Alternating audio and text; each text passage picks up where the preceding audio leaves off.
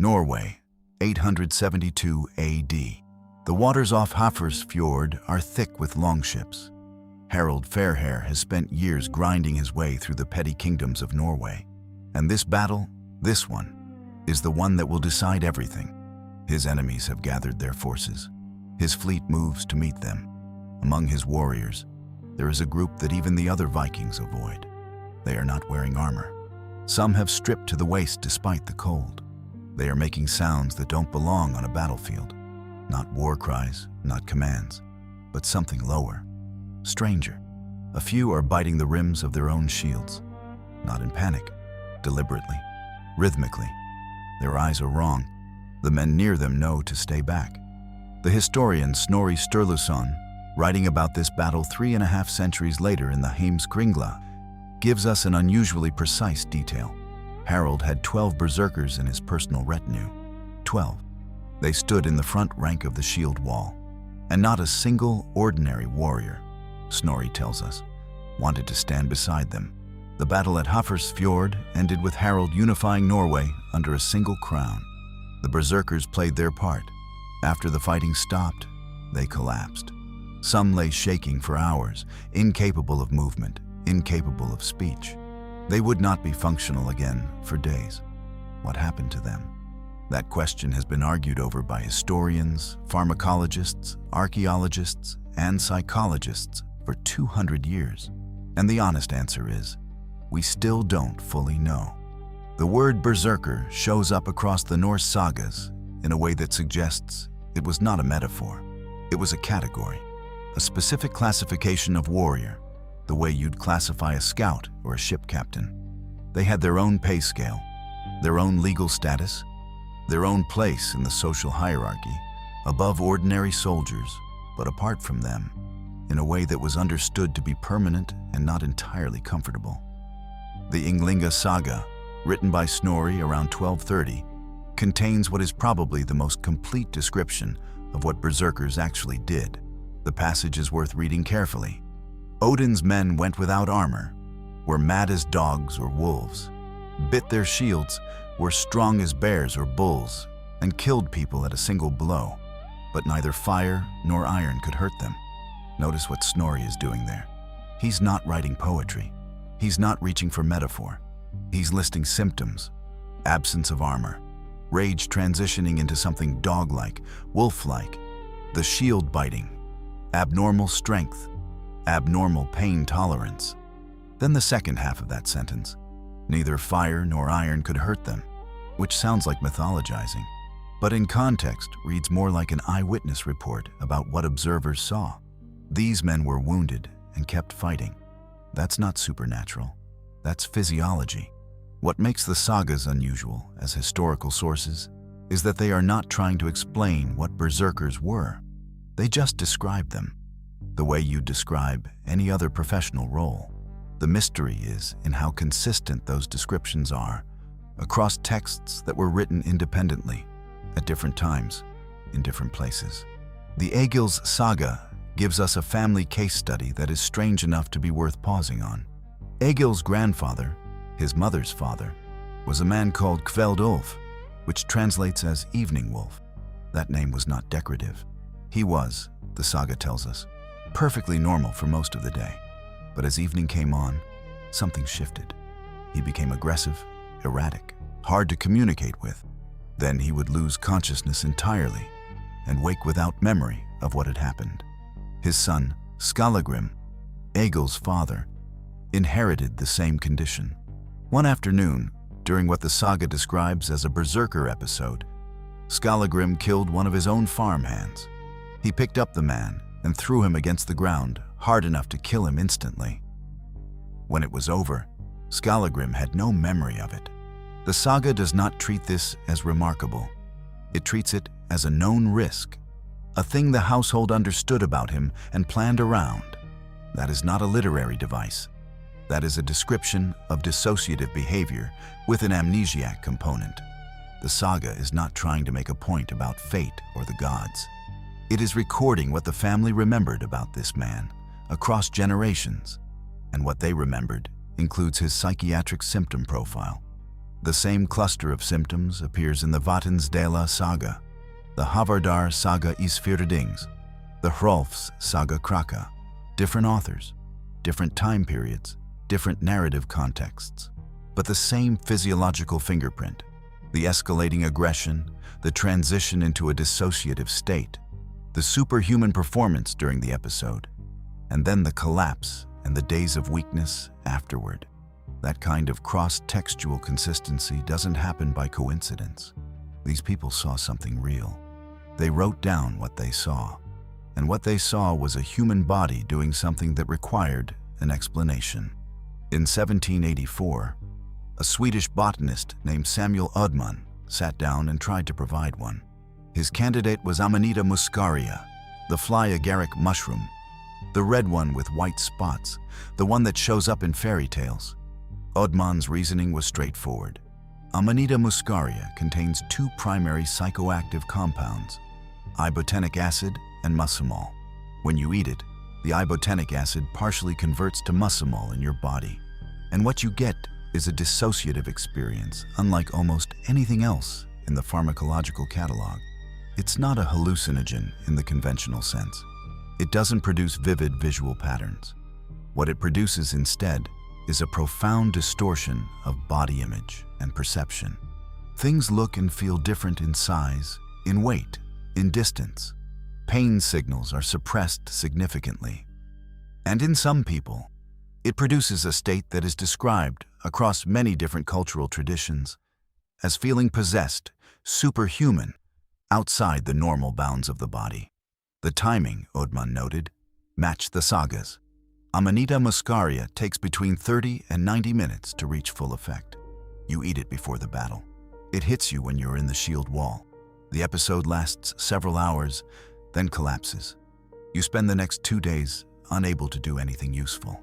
For a long time, this was the dominant explanation. It had a satisfying elegance. It converted the supernatural language of the sagas into pharmacological process. It explained the strength, the pain resistance, the amnesia, the collapse. The fly agaric theory showed up in textbooks.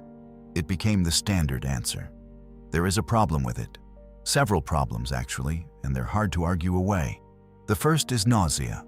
Amanita muscaria causes severe gastrointestinal distress in a significant percentage of people who consume it. Not mild nausea, the kind that bends you over, the kind that incapacitates. A warrior vomiting uncontrollably before a battle charge is not a useful weapon. He's a liability. The second problem is behavioral coherence. People who have consumed Amanita muscaria in clinical or observational contexts tend not to behave in focused, directed ways. They behave chaotically. They are confused about space and time. They are not particularly good at the complex physical task of fighting another human being who is actively trying to kill them. The Berserkers in the sagas, whatever was happening to them, were clearly effective fighters. They killed people. They held formation. They survived battles that other warriors did not survive. The fly agaric theory accounts for the altered state. It does not satisfactorily account for the fighting. The alternative that has gained the most traction among researchers over the last 4 decades involves a different plant entirely, Hyoscyamus niger, which you may know as henbane. In 1980, archaeologists excavating a Viking Age burial at Fyrkat in Denmark, the grave of a woman identified as a vulva, a seeress, found a small pouch. Inside the pouch were seeds, henbane seeds. This was not an isolated find. Henbane seeds turn up at multiple Viking Age and earlier Northern European sites associated with ritual practice. The plant was clearly known, clearly used, clearly significant. Henbane belongs to the nightshade family. Its active compounds, hyoscine, also called scopolamine, and hyoscyamine, produce a profile that matches the saga descriptions more cleanly than Amanita muscaria does. Henbane causes aggression. It suppresses pain response. It produces amnesia, genuine anterograde amnesia, meaning you can act with apparent purpose and coherence during the episode and remember none of it afterward. And critically, for most people, It does not cause nausea. The Skallagrim episode in the Egil's saga, the killing of the farmhand, the complete absence of memory, reads like a textbook henbane dissociation. The legal provisions in Harold Fairhair's law codes, which explicitly recognize the berserker state as a defense against criminal liability, assume something very specific: that the person in the berserker episode is genuinely not in possession of their own faculties in a way that everyone around them can witness and verify. Henbane produces exactly that. You are present, you are acting, you are capable of violence, and you are genuinely not there. Historians disagree about whether this evidence is conclusive. The Fearcat seeds establish that henbane was part of the Norse ritual toolkit. They don't establish that berserkers consumed it. The distribution of henbane relative to berserker accounts is suggestive, not definitive. And a third school of researchers has spent considerable energy arguing that neither mushrooms nor henbane explains anything, because berserkers weren't using drugs at all. The counter-argument to all chemical explanations rests on a body of evidence from a different field entirely: combat psychology.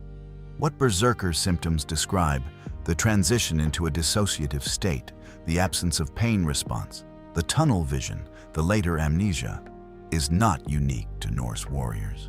It appears in first-person accounts of combat from every era and every culture. Soldiers in World War I described it. Vietnam veterans describe it. Special operations personnel describe it now.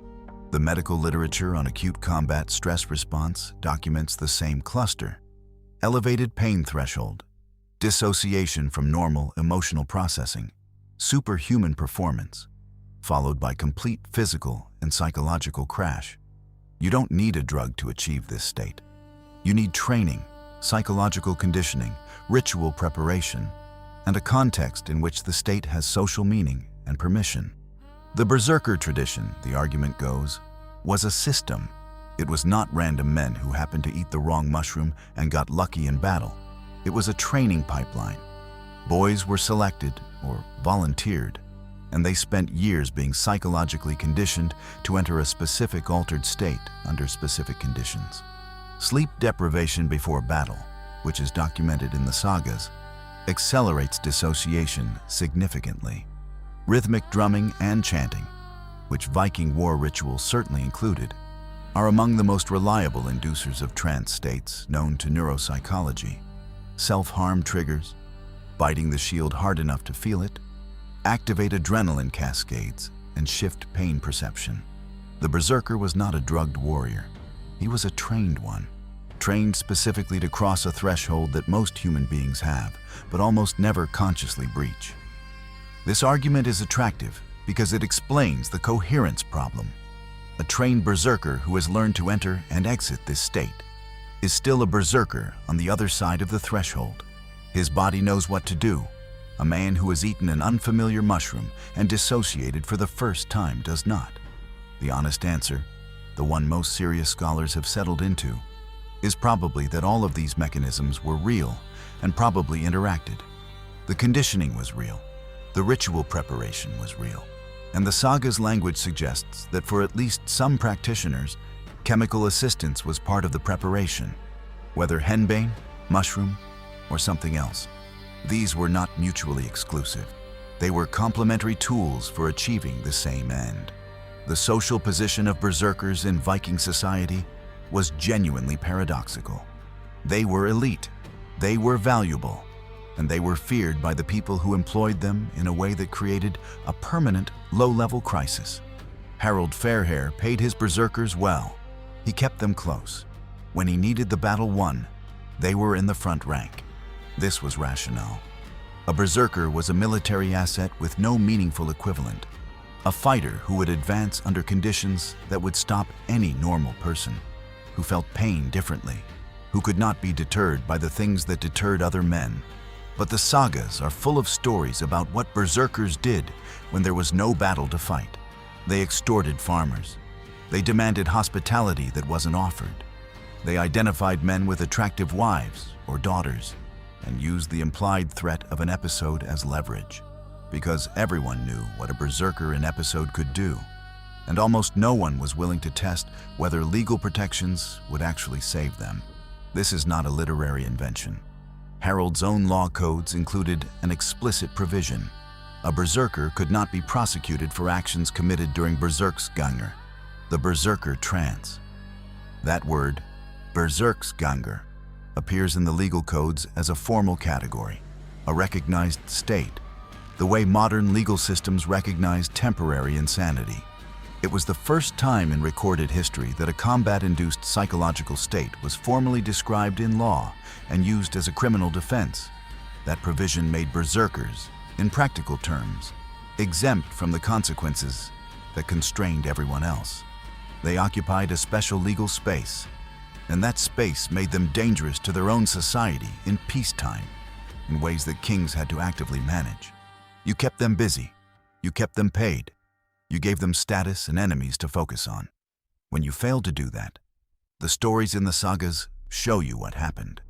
The Eagles Saga has another episode, separate from the Skallagrim incident, where a berserker shows up at a family's farm, demands the daughter in marriage, and when the father refuses, announces that they can settle it by single combat. The berserker was using his reputation as a weapon, betting that no one would voluntarily fight him. In this case, he lost that bet.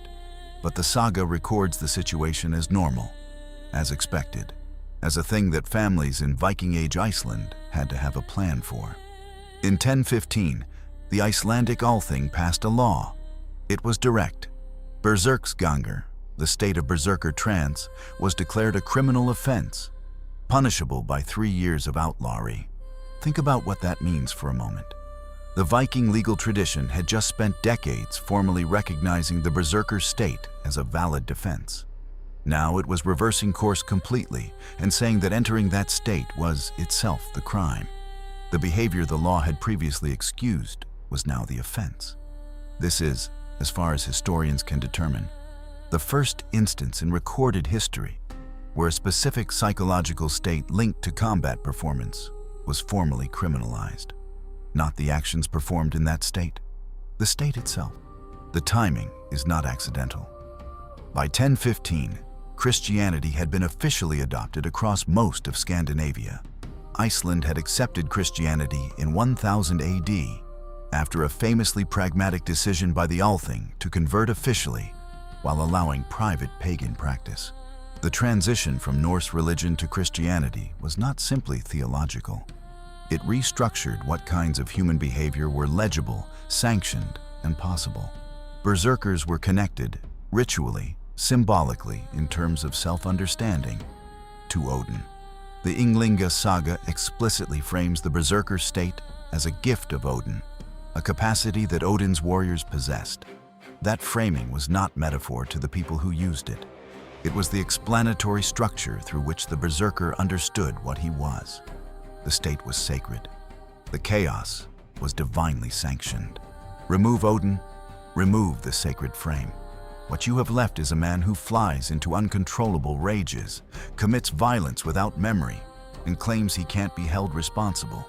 Under Christianity, that is not a warrior touched by God. That is a man with a problem, or possibly a demon. And either way, you want him to stop. The 1015 law worked.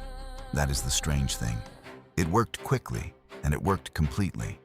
Within 2 generations, the word berserker disappears from Icelandic records as a description of living people. It persists only as a historical term, something that used to exist, something characters and sagas remember from an older time. The last confirmed account of an actual berserker in an actual battle is from 1015 itself, the same year the law passed. After that, nothing. The last mention of a berserker as a living reality, not a saga character, not a historical reference, but an actual person described as functioning in that role, is dated to 1015 AD, the same year the law outlawed what he was. After 1015, berserker becomes a word you use to describe the past, a category of the vanished. Something that happened in the time of Harold Fairhair, in the old stories, before the world changed. The sagas keep writing about berserkers the way we write about knights, as a thing that once was real and is now a symbol, What ended them wasn't military defeat. It wasn't a disease or a famine. It wasn't even the law, really. Laws don't usually erase things this cleanly. What ended the Berserkers was a change in what kind of warrior the world had permission to produce. The state required to be a berserker. The years of conditioning, the ritual framework, the sacred violence, the understanding of your own rage as something divine. All of that depended on a specific cosmological structure that Christianity systematically dismantled. Harold Fairhair needed men who would bite their shields and walk into spears without armor. The Christian kings of 11th century Scandinavia needed something different. Soldiers who obeyed, who fought within chains of command, who could be held accountable for what they did in battle. The Berserker was not that. The Berserker was the opposite of that. Christianization did not just change which god the Norse kings prayed to. It changed the available shapes that human beings could take. The Berserker was one of those shapes. And when the frame that made him possible was removed, he vanished. Not with a battle, not with a law, but because the world had stopped being the kind of place where that particular kind of person could exist. We still use the word. Someone goes berserk. In English, in Swedish, in German. The word is 11 centuries old and it is everywhere. But what it points to, the actual thing, the men who stood in Harold's front rank and frightened the men standing beside them, that was gone within a generation of the law that named it a crime. If any of this got under your skin, if you find yourself wanting to go deeper into the Norse world, into the psychology of ancient warriors, or into the archaeology of beliefs that shaped whole civilizations, there's more here. Subscribe. There's a lot left to dig into.